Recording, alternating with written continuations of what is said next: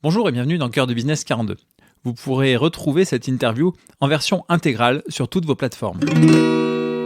Aujourd'hui, c'est le dernier épisode de l'année 2022 et je suis à la table des Matrues, un nouveau restaurant qui a ouvert ses portes il y a seulement quelques jours. À sa tête, deux associés, Patrice Diaz et Matteo Ravel, le jeune chef de 19 ans, qui se lance dans cette aventure folle, pleine de jeunesse, de fougue et pleine d'envie. Je vous propose de découvrir sans attendre le parcours de Matteo Ravel. Bienvenue dans Cœur de Business 42, le seul podcast du 42 pour celles et ceux qui rêvent d'un nouveau modèle au cœur du business. Je suis Julien Russier, coach pro pour les pros, et je vous propose de découvrir l'actualité, l'histoire et surtout la vision du futur de notre monde du travail à travers le regard et l'expérience de mes invités. Entrons maintenant dans l'intimité des aventuriers et aventurières de l'entrepreneuriat du 42. Matteo Ravel, bonjour. Bonjour. Bon, tout d'abord, pourquoi la table des Matrues ? La table des Matrues, c'est un peu essayer de reprendre ses souvenirs, ses saveurs d'enfance et pouvoir se mettre entre amis autour d'une table et replonger là-dedans, quoi. Avec une cuisine un peu de grand-mère sur certains points, parce que moi j'ai beaucoup été inspiré par ça dans ma cuisine, mais aussi apporter pas mal de touches de créativité, de techniques de cuisine qu'on n'a pas l'habitude de voir sur toutes les tables, pour vraiment avoir une fusion entre ses souvenirs d'enfance et une cuisine un peu plus moderne et créative. Pour l'instant, vous êtes deux à la table des Matrues. C'est ça, on est donc deux associés. Ouais. Mon associé Patrice Diaz, qui aurait dû être là aujourd'hui, qui n'a pas pu être là, donc qui lui s'occupe de la salle, et moi qui m'occupe de toute la partie cuisine du coup. Donc vous faites toute la cuisine tout seul. Voilà. Et vous créez vos menus. Je crée mes menus, je vais voir les producteurs de fruits et légumes, hein, c'est pas trop compliqué, on traverse la rue, donc ça pour le coup c'est plutôt simple. C'est moi qui vais choisir mes produits avec mes fournisseurs, qui les travaille en cuisine, et puis des fois qui suis amené à les présenter aux clients à table. Pour l'instant, ça fait 15 jours que vous avez ouvert. Vous avez ouvert le 1er décembre 2022, le jeudi soir. Comment ça se passe ? Ça se passe plutôt bien. Nous, on est un peu dans ce qu'on attendait. Après, on sait qu'il y a de grandes chances que la fréquentation augmente un petit peu dans les semaines à venir, voire dans les mois à venir. Puis on a essentiellement, on a que des bons retours des clients, que ce soit sur la cuisine, l'ambiance, le rythme. Donc c'est vrai que c'est plutôt encourageant. Est-ce que vous pouvez nous raconter un petit peu, quelques plats, peut-être pas encore des plats signatures, peut-être que c'est quelque chose qui viendra, mais des plats emblématiques qui pourraient nous donner envie, nous donner appétit ? Moi, il y a quelque chose que j'aime bien pour commencer le repas, c'est commencer avec un petit pain chaud et un beurre à tartiner. Donc c'est vrai que c'est un peu l'empreinte du restaurant, un beurre travaillé selon les envies, selon les saisons aussi. En termes de plat signature, notre mignardise peut être aussi avec la guimauve flambée au sapin que vous avez pu goûter. C'est très très très bon. Voilà, c'est vraiment l'histoire d'un gamin au bord d'un feu de camp qui grille son chamallow, quoi. En fait, on propose donc deux formules, une formule entrée plat dessert à 35 € ou une formule entrée poisson viande fromage ou pré-dessert et dessert avec toujours donc mise en bouche et mignardise à 45 cette fois-ci. Et donc à chaque fois on propose deux entrées, deux plats, deux desserts qui changent une fois par semaine. Il y a un des deux plats qui reste, un des deux plats qui change. En gros, pour dire à nos auditeurs, si vous venez toutes les semaines, à chaque fois vous avez des nouveautés. Voilà, toutes les semaines il y a un plat sur deux qui change, donc vous pouvez venir manger une fois par semaine et manger une fois par semaine des choses différentes. Le message est passé. Le message est passé. Bon, on va revenir un petit peu sur votre parcours de vie. Matteo Ravel, vous êtes né le 7 mars 2003 à Saint-Prix-en-Jarret. Vous avez grandi à Saint-Étienne et ses alentours et à Vauches. Vous avez un frère qui fait de la cuisine aussi, de la pâtisserie. Qui est en pâtisserie, oui, chez mon papa en apprentissage. Votre père, donc du coup, qui est boulanger, votre mère qui est naturopathe et réflexologue. Vous avez passé un bac techno hôtellerie-restauration et puis un BTS dans le management hôtellerie-restauration. Et puis la suite de l'histoire, on va la raconter plus tard. Voilà. Matteo Ravel, qui étiez-vous petit ? Je pense que j'étais plutôt un petit qu'on avait besoin de canaliser. J'avais tendance à partir dans tous les sens assez rapidement. Et je pense que ça se ressent un peu dans ma cuisine, mais alors je sais pas si on peut encore parler d'expérience, parce qu'à 19 ans, ce serait peut-être un peu prétentieux. Mais oui, je pense que j'ai appris un peu à canaliser ça et à recentrer cette énergie sur mes plats et faire en sorte que ça parte pas dans tous les sens non plus, quoi. Et comment ça s'exprimait quand vous étiez plus jeune ? En famille ? Là, ou à l'école, au collège? Là, je suis quelqu'un de très bavard. J'aime bien parler avec les gens. J'ai je pense, un bon contact avec les gens. Et ça se ressent aussi, toujours ici au restaurant où, à la fin du service, une fois que j'ai un moment un peu calme, une fois que les premiers desserts sont envoyés, j'aime bien aller faire un petit tour de salle et je passe facilement, je pense, 1 heure et 1 heure et demie à discuter avec les gens qui sont venus passer un moment à notre table. Et pour moi, c'est important parce que ça permet d'avoir aussi un retour sur ce qu'on a fait. Et puis, je pense que pour comprendre une cuisine, il faut aussi comprendre un chef et comprendre d'où tout ça vient, comprendre un petit peu l'origine de tout ça, quoi. Et pour vous, comment se fait le choix du bac hôtellerie-restauration ? Moi, j'ai eu la chance d'avoir des facilités à l'école, mais de vouloir assez rapidement quitter la voie générale parce que pour moi, c'était une voie où je voyais pas d'intérêt, je voyais pas de but et j'avais besoin de comprendre l'intérêt des choses que je faisais. Et c'était pas quelque chose que j'avais au collège. En fait, assez rapidement, j'ai voulu m'orienter vers la cuisine. Donc j'ai eu ma maman qui, avant d'être naturopathe, a tenu un restaurant pendant 1 an et demi à Saint-Étienne vers le quartier Château-Creux. Mais c'est vrai que vu que j'avais la chance d'avoir ces facilités-là, que ce soit le collège ou même mes parents m'ont un peu forcé la main et m'ont dit fais peut-être un bac, ça peut être intelligent si jamais on sait pas ce qui peut t'arriver. Si t'as un souci, tu peux plus faire cuisine, que t'as juste un CAP, tu peux pas reprendre des études derrière, c'est compliqué, quoi. C'est intéressant parce que quand on voit le restaurant, c'est une cuisine ouverte en fait, donc vous cuisinez au milieu des clients. C'est ça. Donc il y a cette proximité-là, c'est un choix assumé. C'est un choix assumé, bien sûr. Moi, c'était le gros point qui a fait qu'on s'est installé ici et pas ailleurs. Donc après, je connaissais aussi l'établissement d'avant, donc il y a ça qui a joué.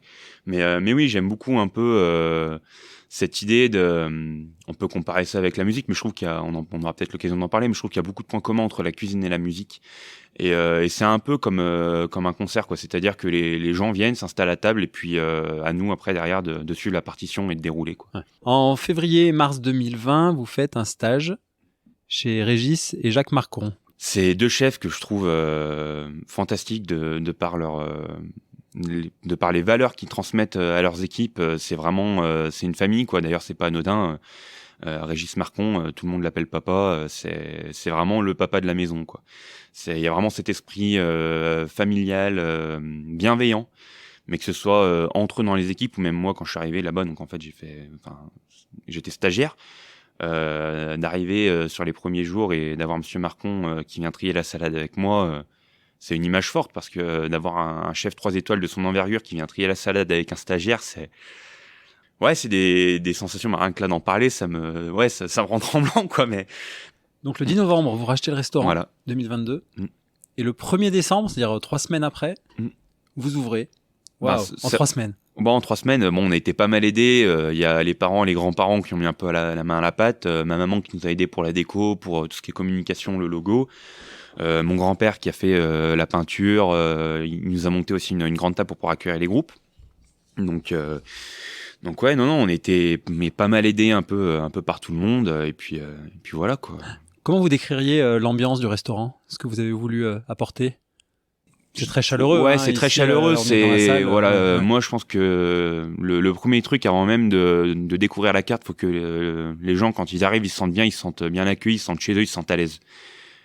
Parce que si on se sent pas à l'aise, on peut pas derrière profiter pleinement du repas qui va suivre. Donc dans l'idée, c'était vraiment d'avoir quelque chose d'assez cosy, un peu chaleureux, avec pas mal de bois, de choses comme ça, mais à la fois assez épuré, assez peut-être pas classe non plus, parce que c'est pas du tout nous, dans l'idée, ça va pas être d'aller chercher les étoiles Michelin, d'avoir des menus qui vont atteindre les 80-90 euros. Nous, pour moi, vraiment, la cuisine, c'est le partage. Ça doit être accessible à tous. Alors même si on peut pas aller manger tous les jours un menu à 35 euros au restaurant, mais pour moi, c'est une table qu'on doit pouvoir qui doit être accessible, où on peut aller. Du coup, le 1er décembre, l'ouverture. Comment vous vous sentez juste avant ? Et bizarrement, j'étais plutôt serein. J'étais pas forcément très inquiet parce que je m'étais bien organisé, ma mise en place était carrée, il y avait pas de souci par rapport à ça. Et puis comme je disais, on a la chance d'être dans un établissement qu'on connaît, avec des gens qu'on connaît, donc Est-ce que vous avez des mentors, des personnages qui vous inspirent, qui vous aident par leur présence, qui vous ont aidé, qui vous inspirent aujourd'hui ? Comme je disais tout à l'heure, c'est Régis Marcon. Je pense qu'en termes de cuisine, c'est vraiment je pense que ma cuisine aujourd'hui, elle s'inspire un peu de son identité, avec mes petites touches bien sûr, mais c'est cette envie de mettre en avant le terroir, mettre en avant des souvenirs d'enfance, mettre en avant tout ça pour faire partager ça, avec le client. Je pense qu'aujourd'hui c'est vraiment une personne qui a pu m'aiguiller quand j'étais en stage chez lui. À l'époque, je préparais des concours et il m'avait dit t'iras t'entraîner. Son fils à l'époque travaillait sur le trophée masse. Il m'avait dit, il a besoin d'un commis. T'iras faire le commis avec lui pour ses entraînements. Comme ça, tu verras comment on s'organise sur un concours haut niveau, quoi. Et donc c'est vrai que ça m'a pas mal aidé. Mais c'est vraiment une belle personne avec de belles valeurs et hyper pédagogue. Voilà, pour lui la cuisine c'est le partage et la transmission, quoi. Donc c'est vrai que c'est des valeurs que j'essaye de remettre dans ma cuisine. Alors aujourd'hui j'ai pas d'apprenti, je vais avoir un stagiaire au mois de janvier. Mais voilà, dans l'idée c'est aussi de partager, que ce soit avec les clients mais aussi avec ses équipes. Voilà. D'autres personnes? Donc là, on part plus sur le foot, sur le côté sportif. Il y a un joueur qui m'a marqué, mais depuis tout petit, quand il est arrivé en France, c'est Zlatan Ibrahimovic, qui a, je trouve, un caractère. Enfin, c'est un lion, quoi. C'est vraiment un mec qui lâche rien. On peut le trouver hautain, on peut le trouver un peu prétentieux, mais c'est un joueur qui est incroyable. Et aujourd'hui, il a 42 ans. L'année dernière, il est encore champion de Serie A. Enfin, il arrive encore à jouer à haut niveau et à être important dans un vestiaire comme celui de l'AC Milan. Donc non. Et puis vraiment, moi, c'est cette combativité que j'admire chez lui. Et ouais, quand on me retrouve sur les terrains de sport, je pense que j'ai aussi un peu cet esprit de rien vouloir lâcher. Quand on commence à être dans les moments difficiles, à vraiment devenir enfin, je sais pas comment dire, mais voilà, cette combativité et cette hargne que j'admire chez lui. Ouais. Un autre chef aussi qui vous inspire? René Redzepi, le chef du Noma Copenhague, qui a été élu un des meilleurs restaurants du monde l'année dernière, qui a une cuisine très créative, avec beaucoup de fermentation, une cuisine très vivante. Donc là, pareil, j'essaye aussi de me lancer un peu dans des choses comme ça. J'ai mon levain naturel qui est dans un coin de la cuisine qui me permet de faire mes focaccia pour servir avec les beurres en amuse-bouche. Vous parliez de votre attitude sur les terrains de sport. Donc on va en venir à vos passions. Depuis cette année, j'essaie vraiment de me remettre un peu dans le sport avec l'Ultimate, avec le club des Fumbles. Donc que ce soit sur le jeu en tant que joueur, mais aussi sur du coaching et de l'accompagnement avec les jeunes, que ce soit avec la section sportive en partenariat avec le collège de Vauche où j'étais, ou avec l'entraînement des jeunes le dimanche matin. L'Ultimate, c'est du frisbee en sport voilà. collectif. Et donc là, un domaine où vous êtes...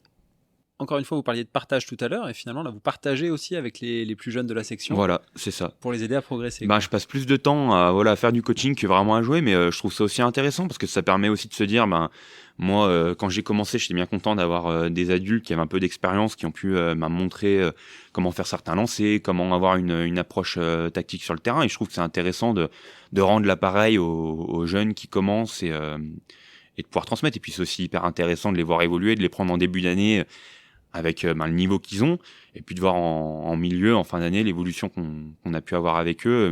Mais même nous, en tant que coach, ça nous permet toujours d'apprendre des choses sur nous-mêmes, sur l'encadrement d'une équipe, et c'est des choses que je retrouve en cuisine derrière quand je suis amené à travailler avec d'autres personnes. Ouais. Aujourd'hui, qu'est-ce que vous avez comme problématique ? La communication attire une nouvelle clientèle, parce que c'est vrai que quand on est cuisinier ou serveur, c'est un autre métier. Il y a des restaurants qui font appel à des agences de communication. Ça représente un budget. Nous, on essaie de le faire par nous-mêmes, donc ça prend du temps. C'est pas notre métier. Il y a des codes, il y a des techniques, et donc je pense qu'on apprend un petit peu au fur et à mesure qu'on communique, mais on verra bien avec le temps. Mais le but, c'est de réussir à se créer un réseau, et c'est vrai que c'est un peu compliqué au début quand on part de zéro, quoi. Vous me parliez de persévérance. Oui, faut rien lâcher. Faut rien lâcher. C'est le côté Zlatan. C'est le côté Zlatan, un échec. Ça arrive que des fois en cuisine, on fasse des tests et puis on goûte, on se dit c'est immangeable, faut laisser tomber. Alors des fois oui, il faut laisser tomber parce que l'accord est pas bon et là il y a rien à dire. Mais je pense que il y a toujours des trucs à faire pour aller creuser, aller plus loin et remettre en question même les choses qu'on pense avoir acquis. Comment vous gérez le stress aujourd'hui ? Le plaisir. Le plaisir. Faut prendre du plaisir. Waouh.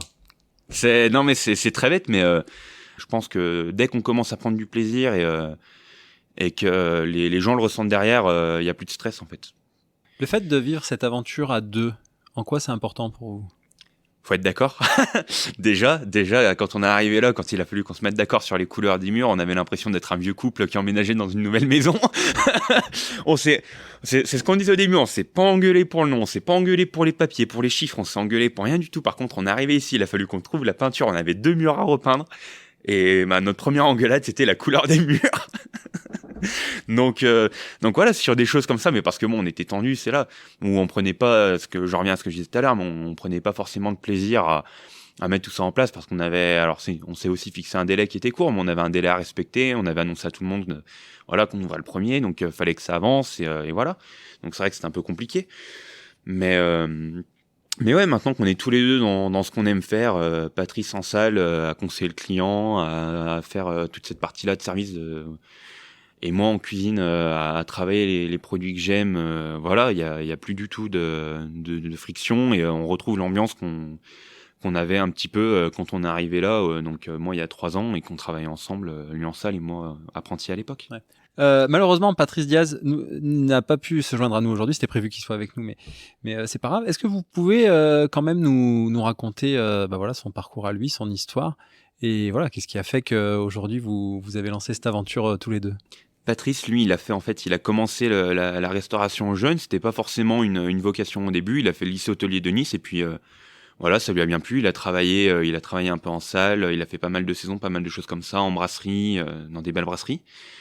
Et après, il a fait une petite pause un moment, la restauration, pour partir dans l'éducation. Il était éducateur spécialisé dans des établissements qui accueillent des personnes en situation de handicap ou dans des foyers, dans des choses comme ça. Et il a repris la restauration quand il est revenu sur Saint-Étienne il y a 10-15 ans, si je vous dis pas de bêtises. Il a travaillé, il a été serveur au Glasgow, Nota Bene, il a fait pas mal de terrasses, de choses comme ça. Il a travaillé aussi au Bourg-Gredane ici pendant 6 ans. Il a travaillé à la cantine du coin vers Châteaucreux, qui pour l'anecdote est l'ancien restaurant de ma maman, le restaurant qu'elle a tenu pendant 1 an et demi. Donc il y a une personne qui a repris entre-temps, qui a pas réussi à faire tourner le truc, et donc l'actuel propriétaire Mathieu a repris ce restaurant-là. Et pour l'anecdote, si vous allez dans les toilettes de la cantine du coin, vous verrez mes dessins affichés au mur. Ils y sont toujours. C'est moi à l'époque qui avais fait les dessins pour Quand vous étiez petit? Quand j'étais petit, j'avais 10 ans. C'est ça, je devais avoir 9-10 ans et du coup, c'est vrai que vu que c'était la cantine, il y a ma grand-mère qui avait cousu des trousses pour ranger les couverts avec la serviette. Moi, j'avais dessiné, fait des dessins pour mettre dans les toilettes. Il y a des photos de classe de mon grand-père, si je vous dis pas de bêtises. Des objets anciens qui étaient à mon arrière-grand-mère. Et donc moi, c'est vrai que en plus, avec Patrice, on s'entend bien avec Mathieu, c'est un peu un copain, donc... On va parler un peu d'avenir. Comment vous voyez l'avenir aujourd'hui, déjà, pour le restaurant? Qu'est-ce que vous ambitionnez? On essaye, que ce soit Patrice ou que ce soit moi, on essaie vraiment de voir au jour le jour comment ça avance et pas trop de faire de plans sur la comète. Voilà. Notre gros projet, on va dire, pour le restaurant à court moyen terme, c'est d'arriver à rentrer au Michelin avec le Bim Gourmand. C'est pour ça aussi qu'on s'est fixé la barrière à pas dépasser des 35 € sur la formule. C'est vrai que ça paraît, encore une fois, courageux quand même d'ouvrir un restaurant dans la période qu'on connaît. On sait que l'hôtellerie-restauration, c'est quand même un secteur qui a énormément souffert ces dernières années, qui manque énormément de main-d'œuvre. Comment vous l'appréhendez, ça? Alors, je dirais pas que la restauration manque de main-d'œuvre, je dirais plutôt que c'est aussi une remise en question des employeurs qu'il faut avoir. Parce que pour l'avoir vécu aussi, on peut pas demander à des employés de travailler pour à peine plus du SMIC, pour des commis ou même pour des chefs de partie. Enfin, les salaires montent un peu, mais bon, ça reste voilà. Et de faire des semaines de 65-70 heures avec 2 jours de repos et faire des journées de 12 heures, quoi. Aujourd'hui, c'est plus possible. Les gens veulent plus travailler là-dedans, et c'est pour ça qu'il y a eu un peu ce problème-là après le Covid, parce que pendant les confinements, il y en a beaucoup qui sont partis travailler dans des usines, dans des choses comme ça. Et c'est vrai que ils faisaient 35 heures, payés 35, ils rentraient, ils posaient leur cerveau, ils rentraient chez eux, il n'y avait pas de questions à se poser sur est-ce que j'ai bien fait ça au boulot, est-ce qu'il manque pas un truc, est-ce que voilà. Et du coup, avec ce que vous expliquez là justement sur peut-être un peu moins d'ouverture, un peu plus de qualité, est-ce que vous pensez que c'est le modèle finalement qui pourrait, entre guillemets, sauver la restauration, ou en tout cas rendre la restauration plus attractive pour les jeunes? Et après, c'est pour les jeunes, oui, c'est vrai que ça ne peut que rendre ce métier plus attractif. Après aussi, le gros problème qu'on a, et que j'ai aussi vécu quand j'étais au collège, c'est combien de fois on m'a dit, t'as 15 et demi de moyenne, tu vas pas partir en cuisine. Ouais. Pourquoi? La question elle est là. Pourquoi on veut toujours envoyer les jeunes qui sont soit en échec scolaire, soit qui sont complètement dégoûtés de la voie générale, sur ces voies professionnelles, que ce soit la cuisine, la pâtisserie ou même dans d'autres corps de métier, la chaudronnerie, les choses comme ça, on envoie entre guillemets tous ceux qu'on peut pas envoyer en général, mais C'est intéressant ce que vous dites parce que vous n'avez que 19 ans, donc pour vous, l'école, c'était il y a à peine quelques années. Même pas, l'école, c'était il y a 6 mois. Ouais. Il y a 6 mois, j'étais encore sur les bancs de l'école au Renouveau. Ouais, c'est incroyable. Et, mais du coup, ce que vous dites sur l'orientation, sur l'apprentissage, moi, je trouve ça passionnant d'entendre quelqu'un de votre âge qui dit ça parce que vous l'avez vécu, vous y êtes limite encore dedans. Et voilà, de se dire que quelqu'un de brillant, s'il aime un métier, s'il a un appétit, sans faire de mauvais jeu de mots, pour un métier, vaut mieux avoir un cuisinier qui était brillant à l'école et qui a envie de le faire, c'est ça. plutôt qu'un ingénieur qui était brillant aussi à l'école mais qui a pas du tout envie de faire ça. Voilà, quoi. c'est ça. Moi, c'était vraiment ce dilemme-là, parce que bon, quand je suis arrivé au collège, alors j'avais bien d'autres ambitions, et du coup, c'est vrai que quand je suis arrivé en 6e, j'aimais bien la techno, j'étais plutôt scientifique, et je me suis dit, à la base, mon plan de carrière, c'était prof de techno ou ingénieur en aéronautique. Et quand je me suis penché un peu plus sur la cuisine, des choses comme ça, je me suis dit, en fait, je vais partir là-dedans. Mais direct en 4e, quand j'ai dit ça, on m'a dit, mais Théo, t'as des super bons résultats, tu bosses bien. Qu'est-ce que tu vas t'embêter à aller faire cuisine où tu vas avoir des horaires de fou, tu vas pas avoir de vie de famille. C'est bête d'envoyer quelqu'un dans des métiers, justement. Les gens le disent, la cuisine, c'est un métier qui est compliqué. Tout ce qui est métier manuel, de manière générale, c'est des métiers qui ont tendance à être physiques. Et c'est vrai que si c'est des métiers qu'on n'aime pas, c'est difficile de continuer là-dedans, quoi. La question que je vais vous poser est un peu bizarre parce qu'à votre âge, vous n'êtes pas du tout là-dedans, j'imagine. Mais si un jour vous êtes parent, que vous avez des enfants brillants, est-ce que vous pensez que vous aurez encore ce recul et cette lucidité pour dire non, on fait de l'apprentissage? Moi, je pense que avec le recul, j'en ai voulu à mes parents quand ils m'ont envoyé en bac techno, je leur en ai voulu un petit peu parce que je me disais, l'école, ça me saoule, je veux aller bosser, voilà. Et au début, je leur en ai voulu, mais avec le recul, je comprends et je regrette pas parce que j'aurais pas pu faire de BTS. Mais du coup, si un jour j'ai la chance d'avoir des enfants brillants, ou même qui s'en sortent à l'école, dans tous les cas, je leur dirais, fais ce que t'as envie de faire et ce que tu sens vraiment. Alors, c'est vrai que si ils ont l'opportunité, s'ils veulent partir en cuisine, même dans d'autres filières professionnelles, c'est vrai que je les encouragerais toujours à viser le plus, parce qu'avec le plus, on peut arriver au moins, alors que l'inverse, c'est pas possible, quoi. Et du coup, tout à l'heure, juste avant l'émission, vous me parliez éventuellement de projets de cuisine à 4 mains. Ça m'intéresse. Ouais. Est-ce que vous pouvez nous en dire un peu plus? Dans l'idée, comme j'expliquais, la cuisine, c'est du partage. Et quoi de mieux pour partager un moment en cuisine que d'inviter d'anciens copains ou d'anciens chefs avec qui on a pu travailler, ou même de chefs avec qui on s'entend bien, et de faire une soirée un peu spéciale avec un menu un peu plus travaillé, avec l'identité un peu des deux chefs, et de croiser ça sur un menu éphémère le temps d'une soirée. Ouais, c'est toujours des bonnes soirées avec un copain, un chef. À la fin du service, on boit un ou deux canons, on discute, on échange. Et puis, je pense que même les clients, ça leur permet de découvrir d'autres choses, découvrir d'autres cuisines. Et même pour nous, en tant que cuisiniers, encore une fois, comme je l'ai dit, j'aurais jamais fait le tour de tout ce que j'ai à voir en cuisine. Et même dans 20, 30, 40 ans, quand je serai sur la fin de ma carrière, j'aurais pas fait le tour de tout ce que j'ai à voir. Donc, c'est vrai que c'est peut-être un peu l'inconvénient de m'être lancé à 19 ans, c'est que j'ai pas pu travailler avec autant de chefs que je l'aurais voulu. Mais voilà, j'essaye de voir les choses de manière différente, d'acheter des livres pour m'inspirer un peu de tout ça.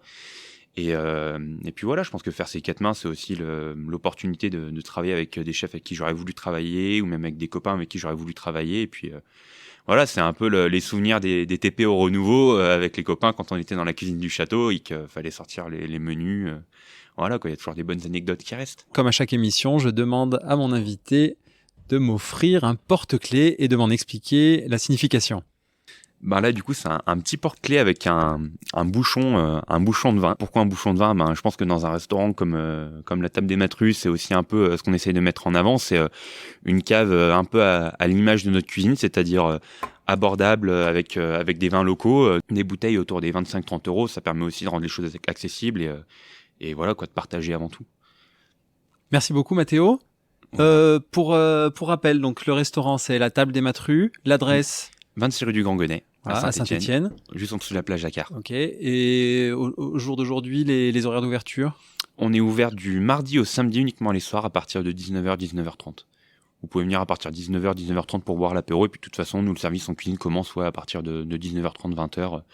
Voilà, selon l'affluence. Super, n'hésitez pas, y compris pendant les vacances de Noël, vous pouvez venir vous régaler au restaurant. Voilà. Et puis belle aventure à vous.